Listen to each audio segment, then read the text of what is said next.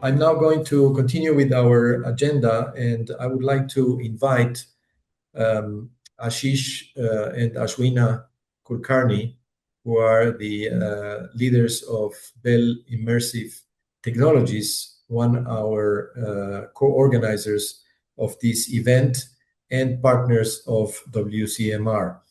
Ashish and Ashwina are going to present some thoughts about early warning and early action related to, of course, AI and disaster risk reduction. So over to you, Ashish and Ashwina. Good. Yes. Thank you everyone for this opportunity. I'll quickly share my screen and I can give you a demonstration of ALERTSim. Are you able to see my screen? It's black. Now we can. Yeah.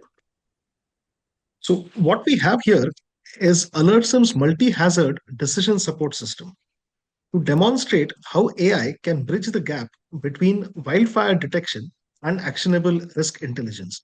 So we are taking the example of wildfire, but this can be applied to most other uh, climate hazards.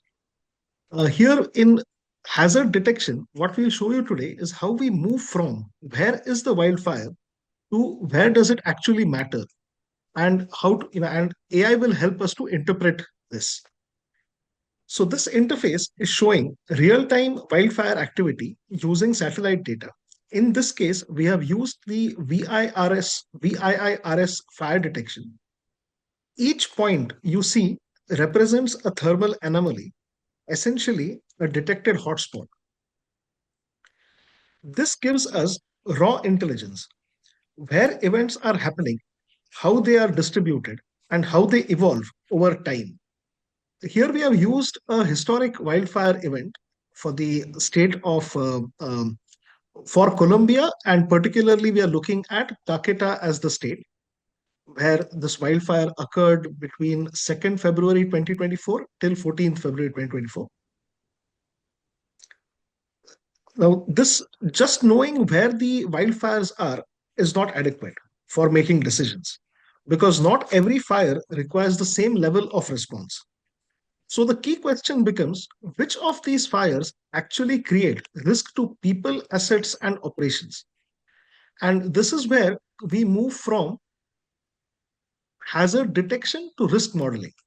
Now, what AI does for hazard detection is that it reads these signals that are coming from the satellite and provides AI interpretation. So here it says significant wildfire activity is detected across Caqueta with high thermal intensity. Compared with the previous period, hotspot extent remains broadly stable.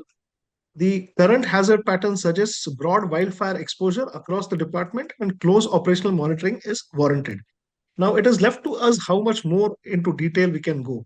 Uh, you know, considering that this was an online session and we did not have much time, I am not showing you the features of clicking on a wildfire and understanding more about the risk associated locally, how much of a risk hazard is associated, but that is something that ALERTSim can do. So from here we move to risk modeling.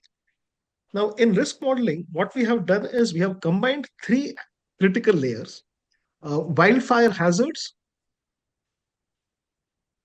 built up areas, and population presence. I just put this down. Yeah. Population presence.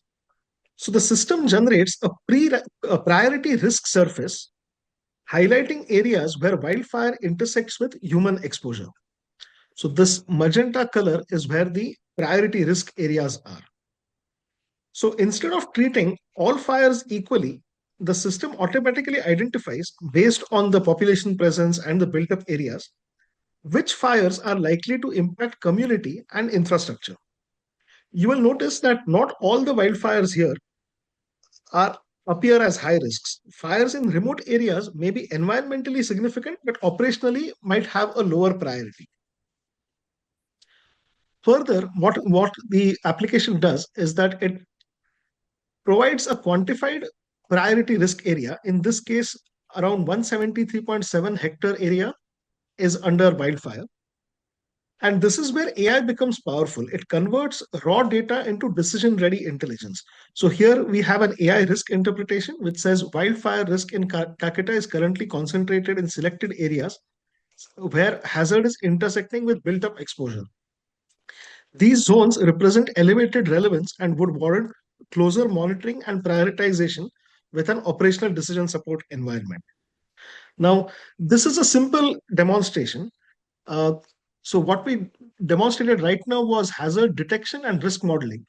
You also have an AI forecast interpreter, a trigger based early decision support, where once a threshold is exceeded, an early warning is sent to the command, and live response decision support. So during live response decision supports, you can have all your emergency management systems in place. You can have what if scenarios running to be able to plan for your resources and what could go wrong. So all in all, this is a pack, a life cycle emergent, disaster management application using AI for decision support system. And ultimately, in disaster risk reduction, it is not about knowing what is happening, but more about knowing when to act first, where to act first. So, with that, I would like to say thank you to all of you for listening to me, and I'll pass it back to Ricardo. Thank you very much, Ashwina and Ashish, for this very interesting presentation, which already puts on the table how a state-of-the-art AI-assisted tool like ALERTSim can support throughout the range of activities surrounding disaster risk reduction and response, and how it can start providing quite valuable information for decision support, and also hazard detection, risk modeling, and many other features that are already being supported by artificial intelligence. But I would like to highlight, and perhaps this will be further discussed in the panels, this concept of human in the loop model, which is something that resonates a lot, I'm sure, with many of you regarding AI governance. So thank you very much, Ashwina and Ashish, for your presentation. And now